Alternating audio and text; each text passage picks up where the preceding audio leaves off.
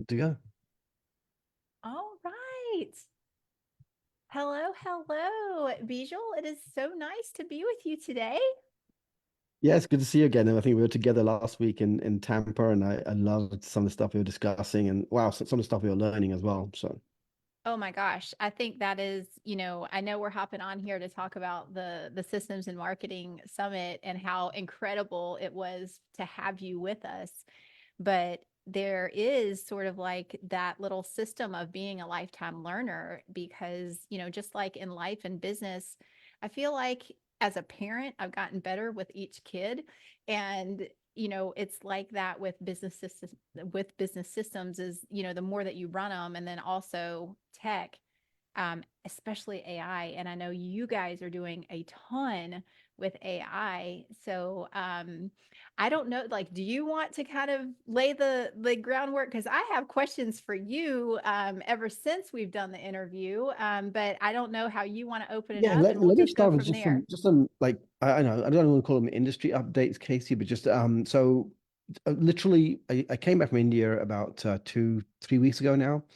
And I knew it was gonna be a long, kind of a long trip because we had to take care of some legal stuff. We were selling some land, and then we had a 10-day yoga retreat. And I didn't plan not to work, right? The idea was okay. I knew it's a, from for me, beginning of the year, did not want to go away in end of February, end of March, away from the business, but I had to get done. As a kind of timely calendar thing.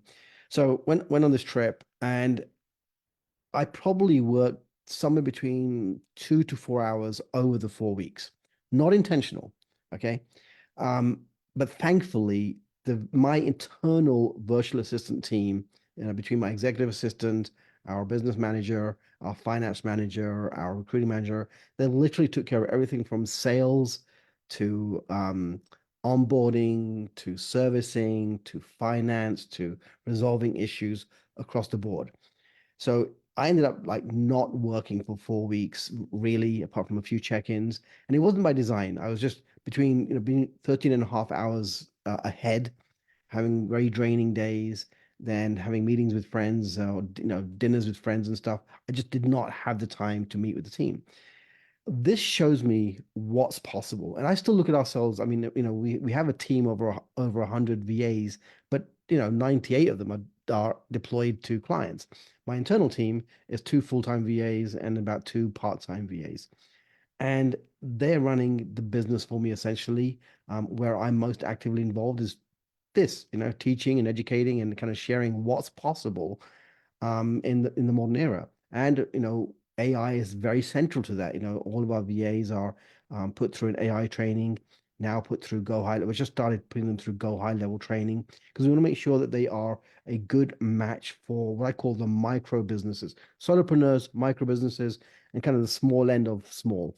So that's where we are. So happy to answer any questions, reveal some of the stuff that we'll be discussing during our time together on the summit. Oh, absolutely. And I love that you shared that so much because that was really our kind of big goal of putting the Systems and Marketing Summit together is, when life knocks you sideways, when things go great, they go great. But chances are at some time or another, our life knocks us sideways or there might be something in business that kind of derails our focus or attention. Like it's one of those things that happens. And systems may not be the sexiest thing out there or on the top of the list, when compared to sales and marketing. But when you fall back to foundational systems, even if it's just you as a solopreneur in that little way that ship runs, or a couple team members, because it doesn't have to be huge teams. I think it's when we get the air knocked out of us that we do kind of let go of that control and we realize we're spending a lot of time pulling manual levers, doing a lot of busy work that someone could do as well as, or if not better than us. So that was our vision for creating the summit in the first Absolutely. place. And I'm probably going to date myself, but probably 30 odd years ago, very early on in my entrepreneur career, I picked up the Robert Kiyosaki's book and looked at the cash flow quadrant, right? Employee, self-employed, business owner, investor. And the two words that always stood out for me, and always like literally it's imprinted, systems and people. We do not have a business. We shouldn't even call ourselves a business if you don't have systems and people running it for you, right? Now, that transition though from self-employed to business is not an overnight thing. It might take years, it might even take a decade, but it is what's necessary if we really want to think of ourselves as business owners and not just as entrepreneurs, self-employed entrepreneurs. That is why I'm, as you said, may not be a sexy word, but I'm going to encourage anyone listening to embrace that word: systems, SOP, processes, whatever word resonates with you. Because when you combine that with people and technology, that's going to be kind of like a winning combination. Obviously, we have to have strategy and everything else, but strategy without this is basically, wishful thinking. Amen. And that was our goal in approaching this in very unintimidating, casual conversations, just like what we're having here. And your session was just, it's we have over 40, and everyone coming off of the interview, it was just like my favorite, my favorite, my favorite, my favorite. And they're all so different, but they're just all so like very transparent in their journey and why it's important. And I think systems for me anyway has been something that, I am not like a systems maven. My business partner Rhonda is. They've always been pretty elusive and intimidating. And I wanted to kind of present it in a more casual, fun way to have little like peeks behind the curtain on how you are, bridging that gap with virtual assistants, and how someone else is just like, if one little system can support you, to get your work week cut down or to get the overwhelm out of your brain, it's been worth it. Like all of the hours, all the interviews that we've done. And so I just can't thank you enough for what you have done and opening your eyes, because it's one step further of the system, because you're looking at the foundational process and system that supports us in delivering the value that our customers come Yeah. to us for. And No, then and you and your team add to that. yeah, and we're going to get more into that, in on the summit, the kind of best methods for hiring stuff. But I want to kind of add a story here. Between I stepped in entrepreneurship in 1992, but it wasn't really until 2000 that I really kind of left the corporate world and took this on.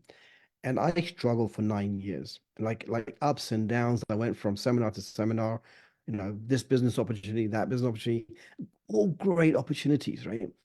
And it wasn't until I picked up The 4 Hour Work Week by Tim Ferriss that I had a light bulb aha moment. That is, we get enamored by a business opportunity. We fall in love with this idea of some form of business, whatever it is for us, right? And we get started. And then at some point, we see another opportunity, and it makes the first opportunity not look as attractive. And I kind of look back at, when I was 2009, had a kind of dark moment of the soul. And I kind of look back when I was reading this book. Why was that my experience? And I realized, because I wasn't thinking like a business owner, I was thinking like someone who's self-employed. And what I mean by that is that once we get over the honeymoon period with our business, we have to get into the day-to-day routines. And it's those day-to-day routines that we as entrepreneurs typically do not like. It's why we left the corporate world, right? We don't want to be managed. We don't want to do the same thing again and again. So we left that world to become entrepreneurs, exciting, glamorous. We see these people have this amazing success. What we don't often see, what people don't post on their social media, is the 80% to 90% of the work they do, which is the grind, right? Or they're the teams to do their grind. So in Tim Ferriss's book, he introduced, me to the concept of hiring lower cost labor overseas to take on that mundane, overwhelming, repetitive, boring, I don't want to do that shit, and the dislike doing stuff, right? The morbid parts of our business, the soul sucking parts of our business, the stuff that crushes our creativity.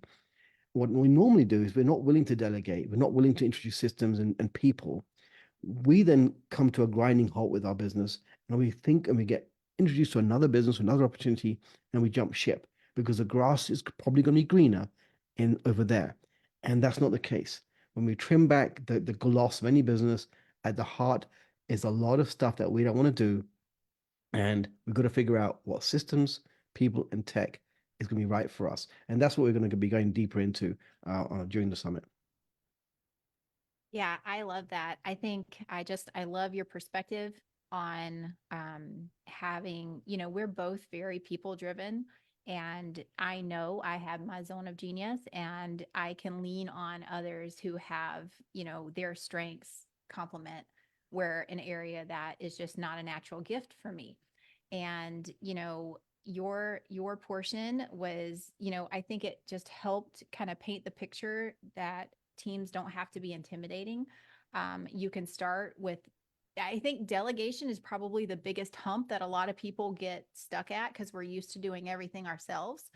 And you gave just a beautiful roadmap on how to lean into delegation, how to lean into trusting someone else with your little baby. And the dynamic of all of the speakers is just everyone's coming with their zone of genius and their little perspective on the way that they sell, the way that they market, the way that they manage their calendar, the way that they communicate with their team. And it's just really, really exciting to see it all come together and us kind of start moving into our soft promotion and sharing, that the Systems and Marketing Summit's coming up. So it's exciting times for sure. And I know many of the people who are on that summit, and I know I'm just gonna say it is gold. There's some people on there that are just geniuses at what they do, but more than that, just really great, amazing, authentic people who are going to kind of bring real life information, not textbook knowledge, not stuff that we have plenty of books in the back of the shelf, right? But this is stuff that they're doing. And I think you just got such an amazing lineup, Casey. So not to be missed. Just do your best to kind of attend and just see some of the information that's going to be revealed. Yes, thank you. And thank you again for taking the time to share a little sneak peek behind the scenes of what's coming up with your audience. And I know in the next few weeks, we're going to be rolling out a heck of a lot more sneak peeks with the other speakers and things like that. So, Bijal, from my heart to yours, thank you so much for being a part of this and for just bringing such amazing value to the summit and to the world and everything that you do. Like you are one of those genuine souls that you just mentioned, like just a good human. Appreciate it and all the best for the summit, Casey. Yep. Bye. Bye for now.